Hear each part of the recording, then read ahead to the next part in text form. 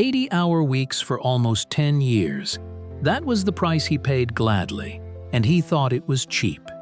David was 31, wore a suit that cost more than his first car, and kept a calendar so full that lunch had become a memory. He called himself reliable. The truth was, he was addicted to being needed. Then, on a Thursday afternoon, a single 5-minute phone call knocked the whole arrangement down at once, teaching him the difference between being needed and being seen. What he did next was entirely his own choice. His name was David, 31, a sales manager at a mid-sized software company in Chicago, tall, well-dressed, always carrying a black leather notebook. He had been promoted 3 times in 4 years. His LinkedIn profile was the kind of picture people use as inspiration.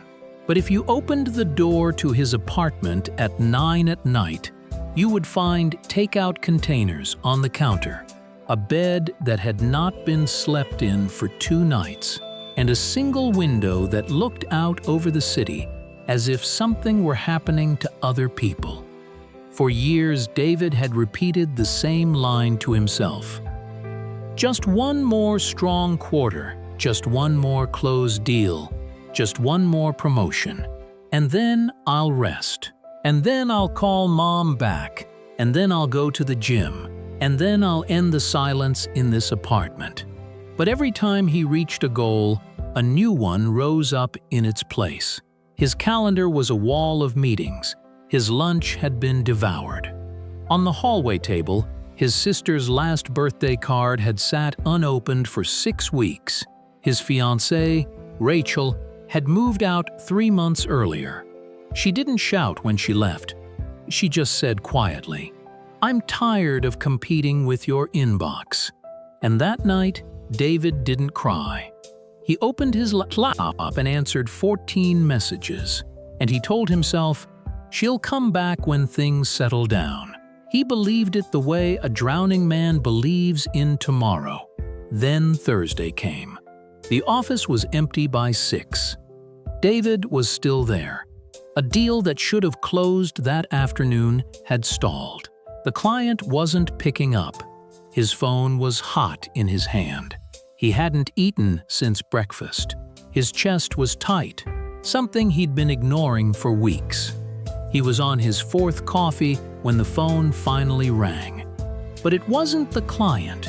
It was a number he hadn't seen in months. His uncle Walter, the only member of the family who still called him directly. David almost let it go to voicemail. He didn't have the energy to listen, but something he couldn't name made him answer. "Hey, kid," Walter said, and there was something in his voice lower than usual. "It's about your dad." And David felt the floor of his life tilt slightly. His father wasn't dying, not yet, but he had collapsed at the grocery store that morning. The doctors said it was stress, cardiac overload. Too many years pretending nothing hurt. David stood in his glass-walled office, the lights of Chicago spreading out behind him, and for the first time in years, he didn't know what to do with his hands. Walter stayed on the line. He didn't make a speech, didn't lecture. He just said one thing. "You know, your dad lived the same way you do, and he never figured out how to stop. He just hopes you can." And then he hung up. David sat down on the office floor, wearing a suit that cost more than his first car. And he stared at a phone that suddenly felt unbearably heavy. That night, David didn't open his laptop.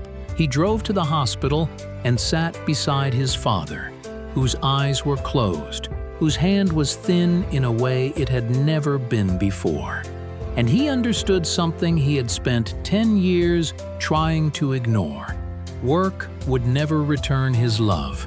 The inbox would never thank him at his funeral. The promotions were paper. The title was paper. The praise was paper. And he had been using paper to fill a hole that needed a person. He stayed in that chair until morning, And on the drive home, as the sun rose over the lake, he did the one thing he had never let himself do. He turned off his work phone and left it off for the entire weekend. On Monday morning, David walked into his office and asked his boss for a serious talk. He didn't quit. He didn't make a scene.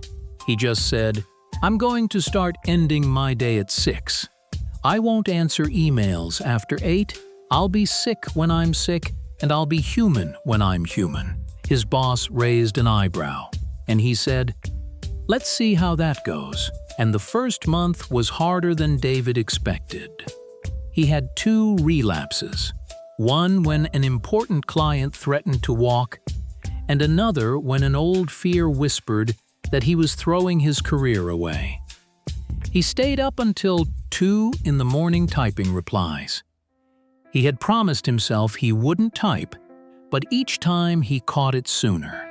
Each time, the shame turned into information. And slowly, David began to remember what his own evenings used to feel like. 6 months later, David hadn't lost his job. In fact, his team was performing better, because he had finally taught them to make decisions without him. He had taken his father to 2